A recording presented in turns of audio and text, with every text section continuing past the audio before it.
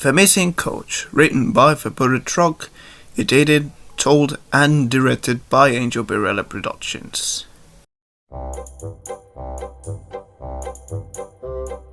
The Fat Controller's railway was busier than ever. The engines were rolled up with the wheels with goods and passengers. "Dirty trucks, dirty sidings," moaned James. "Quite boiler-raking," huffed Doc. "Why, of the Great Western, that tin-pot railway, tin-pot, let me tell you." "Silence," ordered a well-known voice. "Let me tell you that an engine from Scotland will arrive tomorrow to help with the goods work." Next morning, the Fat Controller was surprised to find 2 engines in the yard.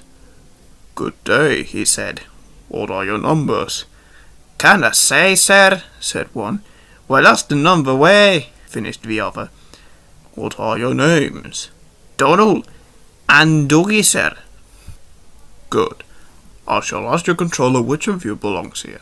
"It'll be not of help to you, sir. We only gave ourselves names when we lost our numbers." "One of you," rumbled the Fat Controller, "is playing truant. I shall find out who sent him away."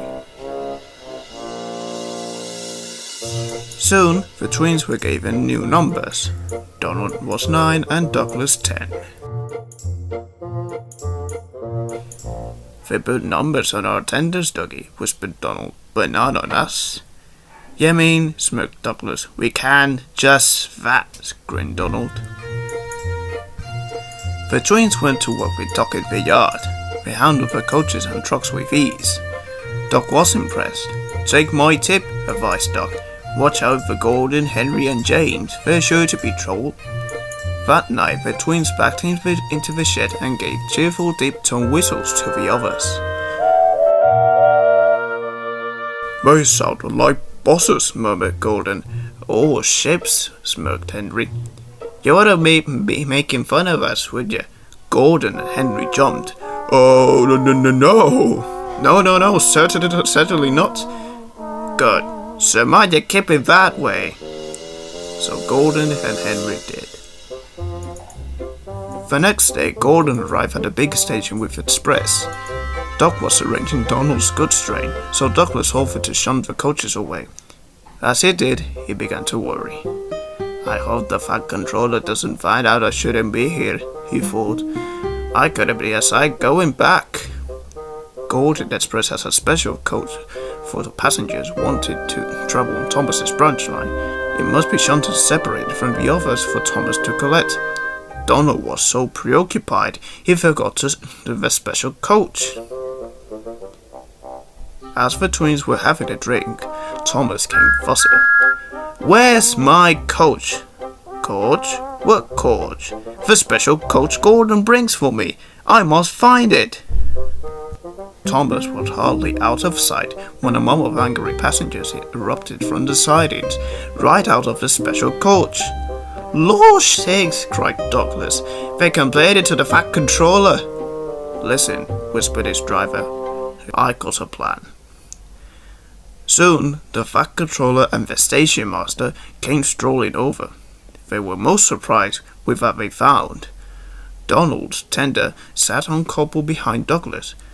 How they thought was Donald. Meanwhile, Donald with Douglas's tender had left with the goods. "Ah, number 9, said the Fat Controller. "Why have you not taken the goods?" "For my tender, sir," replied Douglas. "Dougie took the goods while it's mended." "I see," said the Fat Controller.